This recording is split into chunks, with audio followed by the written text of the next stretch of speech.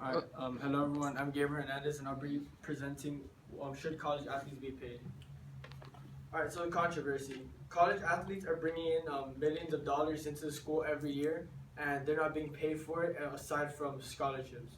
These scholarships aren't necessarily paying them, it's more of an investment, which I'll go into a little bit later. Basically, if these athletes like get injured, they lose everything, and these scholarships, the coach will pull their scholarships, and a lot of them are living in poverty, so they'll be forced to go back to their houses and they can't afford to get an education. All right, so the amateur rule. The NCAA tries to keep all the college athletes on a level playing field by making sure that they don't train with professionals, all this stuff. I'll go into that the next slide.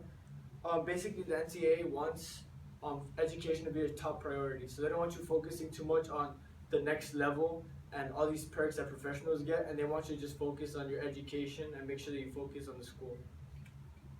Alright, so the NCAA rule on amateurism. These are the specifics of the NCAA amateur rule. Basically, you're not allowed to sign a contract with a professional team, you're not allowed to play with them, you're not allowed to receive benefits from your agent or a prospective agent. They don't want you thinking that you're professional yet. They still want you to focus on your school and make sure that you focus on your schooling and education. Alright, scholarships versus cost of living. Scholarships only cover your education, while so basically, since these scholarships only cover your education, you don't really have time to go out and earn your own money to cover your living costs. Because athletics takes up more than 40 hours a week, you don't have time to go out and get a job to be able to get basic living expenses such as gas, food, your rent, all of these things. Alright, so this is a chart that I found. Basically, you can see this huge $1 million gap between scholarships given by the school and how much revenue the school makes every year. So here, you see in 2015, schools gave out around $13 million in scholarships, while they brought in about $151 million, which as you can see is what, $140 million gap, which is insane considering that these athletics bring in a big chunk of that revenue. Alright, so some opposing viewpoints. Some people say they get paid in scholarships, so they cannot be paid in any additional money.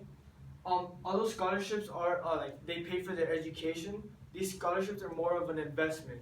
So they know that these athletes are going to go up to eventually be professional, and they know that they'll bring in money to the school. So this is more of an investment, not necessarily a form of payment.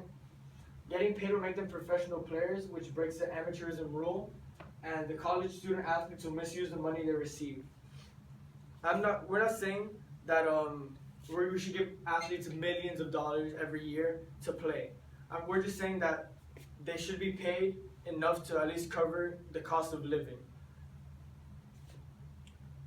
Alright, some athletes caught in controversy. This is Johnny Manziel. He got caught signing footballs to sell on eBay. This is Todd Gurley. He got caught. He said he got paid $400 to basically just sign a bunch of stuff at a mall. And AJ Green got caught signing his jersey and signing a used jersey from a bowl game back in 2010. And all of them, they're just trying to get money to be able to afford all of these extra things, such as their living expenses. And actually, the other day, an NBA athlete, JJ Barea, he said that that all these athletes should be getting paid, and that with all this attraction that they're bringing in, they should be allowed to get some sort of payment. Alright, so in conclusion, everyone's moving in the right direction. So nothing has changed permanently yet, but there's definitely, you can see a lot more people speaking up about it, and they're all moving in the direction towards they should be getting paid. And these athletes have no time to support themselves, and most of them are actually living in poverty. So it's time for a change. And these are my resources.